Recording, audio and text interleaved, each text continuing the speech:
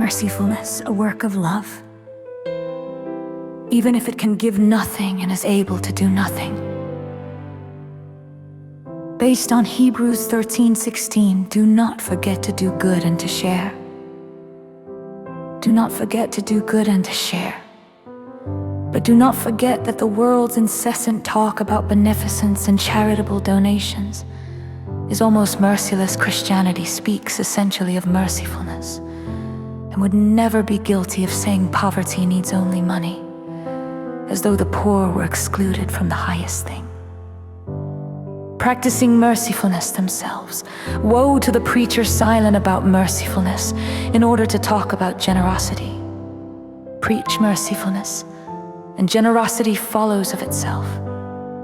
But if you procure relief for the poor through wealthy generosity while never telling them they too can practice mercifulness, you have been atrociously unfair to poverty.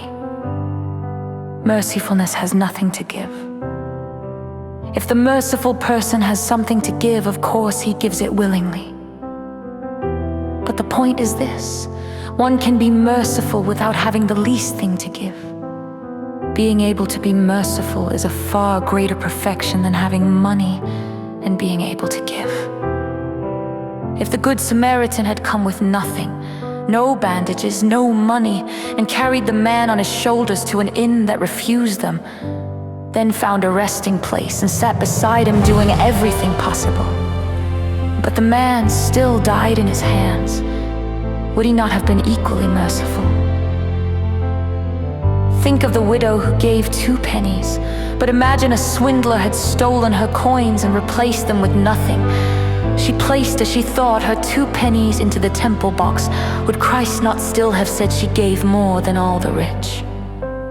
Christ understood only mercifulness. The world understands only money.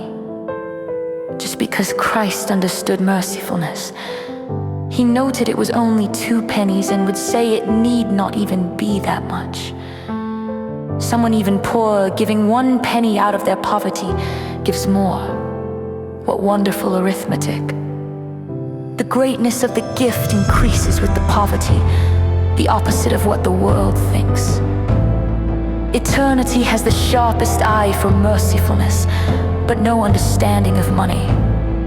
Of all things in this life, nothing is more certain never to enter heaven than money. But nothing is more certain to be found there than mercifulness.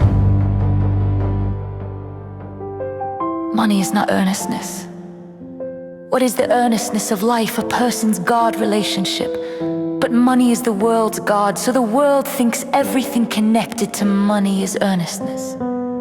A father scarcely notices when his daughters miss church, but if they miss the theater and waste ticket money, then comes the stern reprimand. This is called upbringing, except it raises fools. Mercifulness is able to do nothing.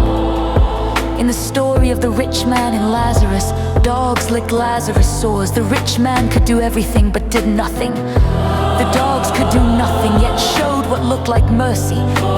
One can be merciful without being able to do the least thing.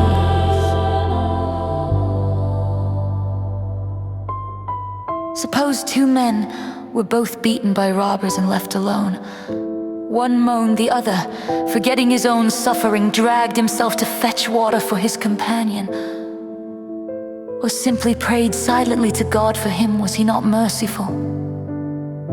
If my hands are cut off, I cannot rescue anyone, but I can still be merciful. A painter cannot portray this. Art prefers the grand deed, but mercifulness in its truest form is invisible to the eye. The discourse addresses the poor, so the discourse addresses the poor, so the discourse addresses you, poor and wretched. Be merciful. Do not let the world corrupt you into forgetting you can be merciful. Be merciful to the rich. You have it in your power while they have money. If the rich person is stingy, then you be rich in mercifulness.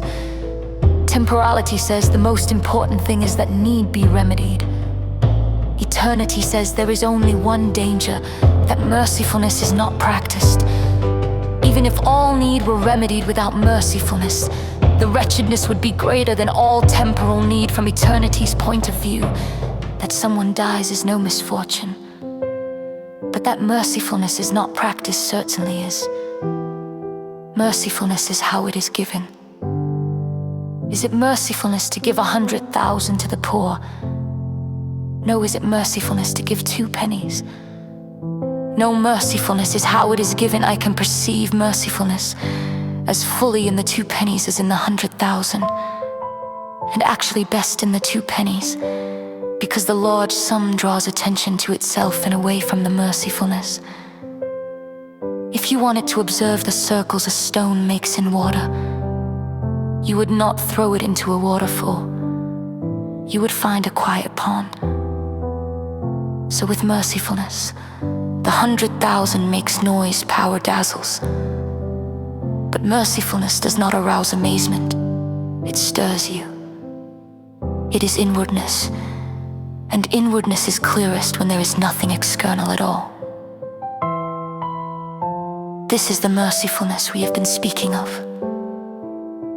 A work of love even when it has nothing to give,